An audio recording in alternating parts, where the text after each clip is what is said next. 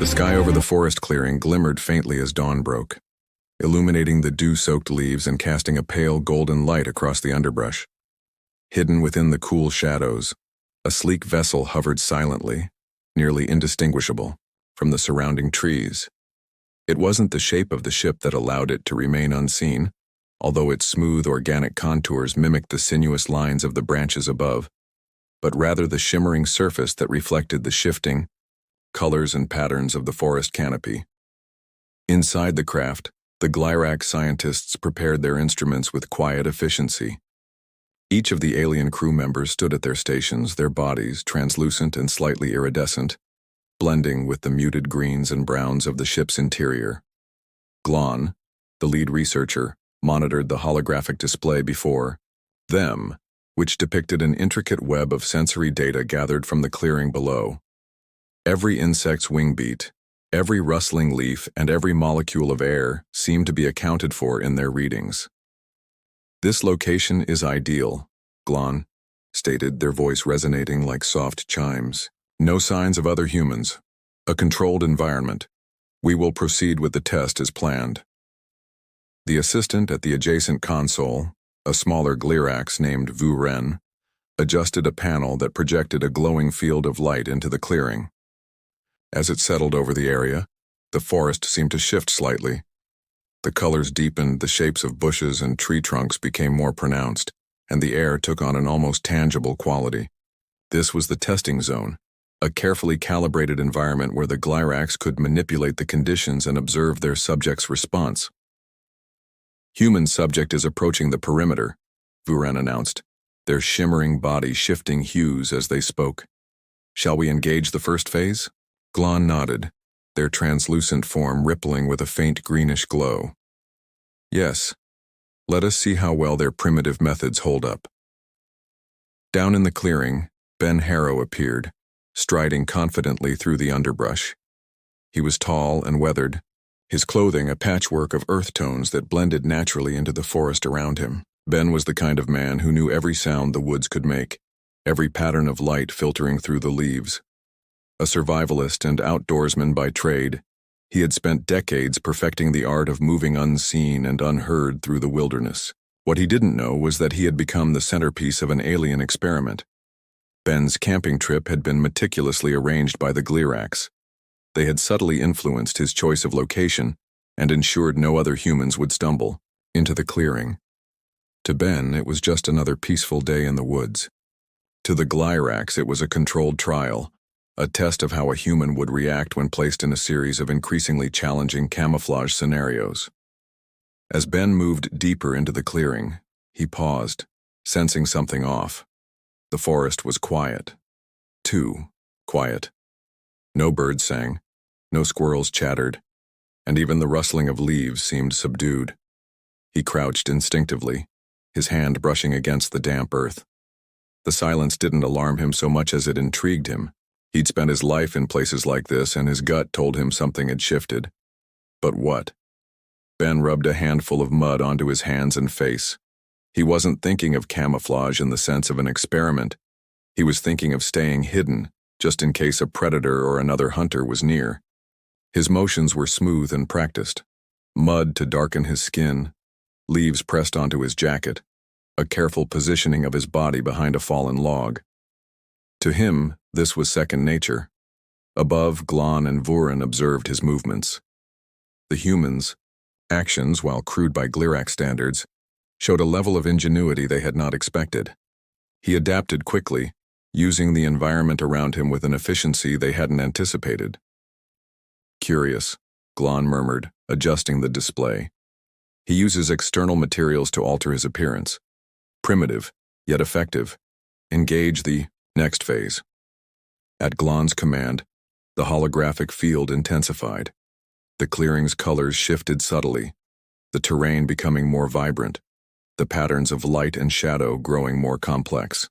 The test was underway, and Ben Harrow was now unknowingly at the center of an interstellar study that would challenge the Glyrax's understanding of camouflage and of humanity's resourcefulness.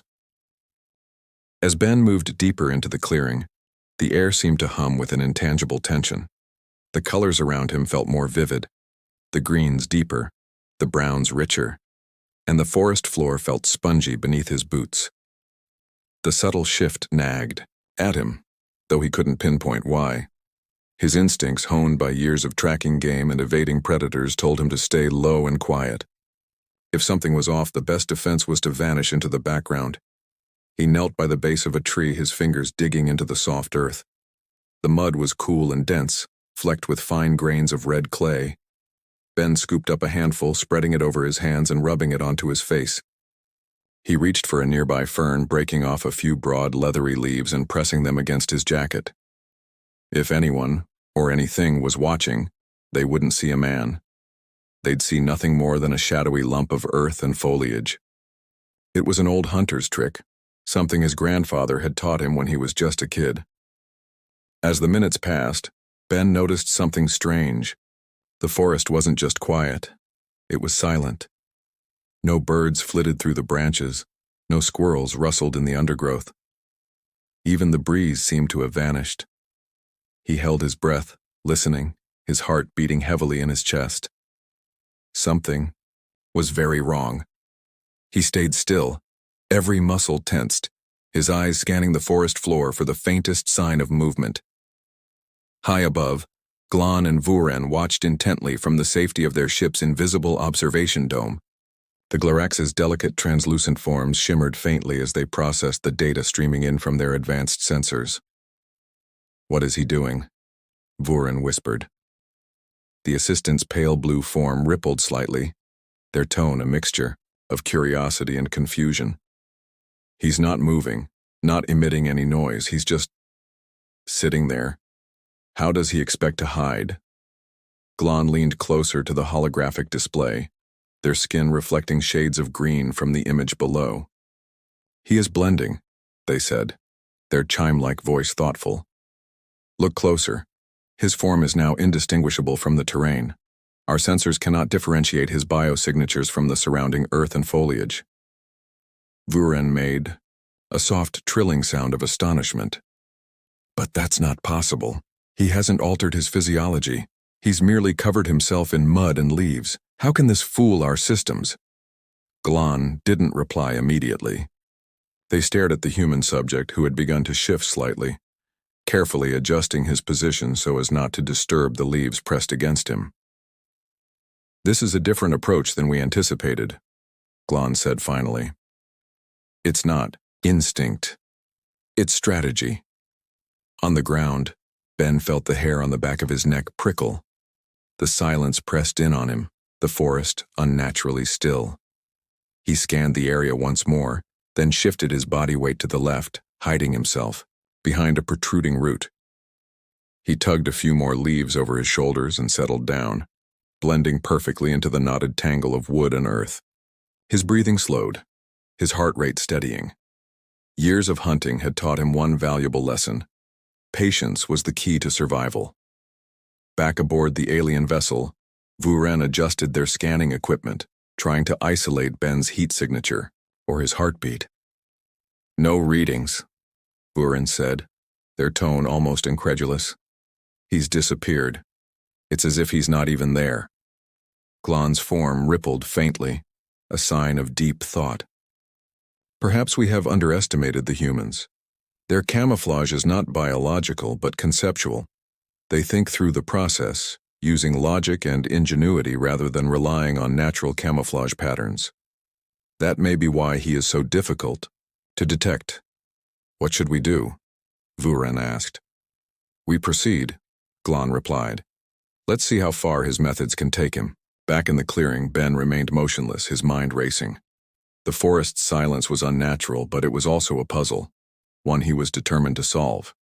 He didn't know he was at the center of an experiment, or that his every move was being recorded and studied by alien scientists. To him, it was just another strange day in the woods.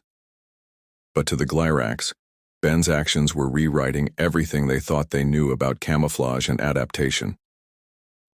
Ben adjusted the position of a broad rock in front of him, carefully blending it into the patch of mud he'd just pressed against his jacket. His every movement was deliberate, silent. With each passing moment, he became less man and more a part of the forest floor, a natural feature, unremarkable, invisible. To him it was all instinct and practice. To the Glyrax it was an anomaly they couldn't explain. Inside their cloaked ship, Glon and Vuren hovered over their displays, their transparent skin flickering in iridescent waves of confusion. The sensors weren't picking up the human's presence anymore, as if he'd ceased to exist. They had seen him crouch, smear mud across his face, and pull foliage over his shoulders. After that, he vanished from every scanning device the Glyrax had brought. "This makes no sense," Vuren muttered, adjusting the sensitivity of their thermal imaging equipment. "He's not altering his internal temperature. He's not emitting any kind of interference. Yet our instruments show nothing." Glon tilted their head, the faint green glow emanating from their form dimming slightly. "Perhaps it's a fault in our systems." "I've recalibrated twice," Vuren replied, their tone frustrated. "All equipment is functioning within normal parameters. The issue isn't with the sensors, it's with him, or rather what he's doing." Glon stared down at the clearing through the holographic viewport. Below, there was no sign of the human.